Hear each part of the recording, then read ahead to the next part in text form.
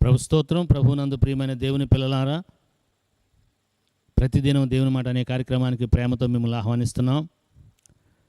118వ కీర్తన 17వ వచనం, నేను చావను, సజీవుడనే యెహోవా క్రియలను వివరించేదను. ప్రభు స్తోత్రం. ప్రభు తన మాట మన కొరకు దీవించును గాక. నిన్న మీకు జ్ఞాపకం చేశాను, తెనాలిలో నేను పరిచర్య జరిగించినప్పుడు ఒక కుటుంబం మొత్తం చనిపోదామని తీర్మానం చేసుకున్నారు. వారు గొప్పవారిగా చేయబడ్డారని నిన్న విన్న బిడ్డలు యెషయా గ్రంథం 61:4 జ్ఞాపకం చేశాను. వారు మందిరానికి వచ్చారు ఒకరోజు. ఎప్పుడు ఆయన మందిరానికి వచ్చిన వారు కారు. వ్యాపారం కోట్లలో దెబ్బతింది.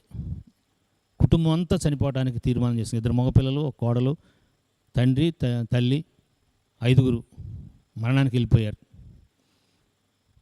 అంతగా దెబ్బతినిపోయారు.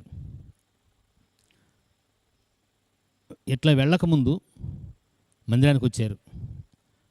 ఆ పెద్దవారు మందిరం గోడ పక్కనే మునగలు తీసుకుని కూర్చున్నారు. నేను వాక్యం చెప్పడానికి నిలబడ్డా. ఆత్మదేవుడు నాలో నుంచి మాట్లాడుతున్నారు. నేను చావను, సజీవుడినై దేవుని కార్యాలు వివరించేదనని వాక్యం చెప్పని నా లోపల ఆత్మదేవుడు మాట్లాడుతున్నారు. ఇదే వాక్యాన్ని ఆ రోజు చెప్పాను. ఇదే వాక్యాన్ని నిన్నటి మెసేజ్ ఏమైనా దొరికితే చూడండి, అది ఇది కనెక్షను. ఇదే వాక్యాన్ని చెప్పమని ప్రభు చెప్పాను. ఆయన గారు ఇప్పుడు మందిరానికి ఆ రోజే వచ్చారు.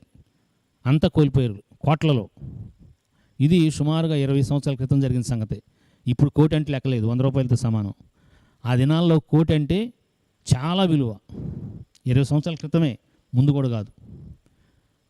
అద్భుతంగా ఈ దినం హైదరాబాదులో 2-3 ఇళ్ళు, పెద్ద వ్యాపారం, వీటన్నిటికి మించి ఆత్మ సంబంధమైన సంఘంలో పరిశుద్ధాత్మ అభిషేకంలో నాటబడి వారంతా రక్షించబడ్డారు, పిల్లలతో సహా.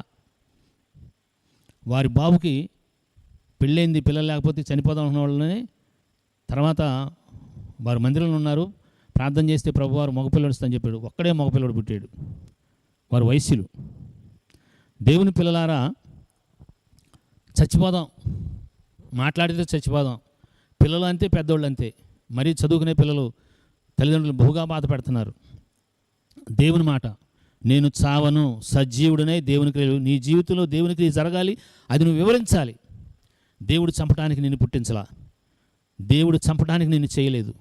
ఒక గొప్ప ఉద్దేశం, అద్భుతం చేస్తాడు. చచ్చిపోవాలని ఆశ కలిగి ఉన్న ఆ స్థితిలో దిగిపోయిన వారిలో ఈ రోజున అద్భుతం చేస్తాడు. నా ద్వారా ప్రభువారు అనేక మందికి ఈ రీతిగా సహాయం చేశారు. ఆ పునాది సిలువలోనే ఉంది, యేసయ్య మరణంలోనే ఉంది. యేసయ్య మరణించింది ఎందుకు? మనం జీవం పొందుకోవటానికి, సమృద్ధిగా పొందుకోవటానికి. నాలో సేవకులు ఏమీ లేదు. సేవకులు దేవుడు చెప్పమన్నమాట చెప్తే అది ప్రజలకు దీవెనగా మారుద్ది. ఈ దినం దేవుడు మనతో మాట్లాడుతున్నాడు. అద్భుతమైన మాట. చచ్చిపోవాలని ఆశపడుతున్నావా? నేను చావను, సజీవుడినే దేవుని క్రియలు వివరిస్తారని ఆత్మదేవునికి అప్పగించుకో. యేసయ్య శిలువ మరణం వైపు చూడు.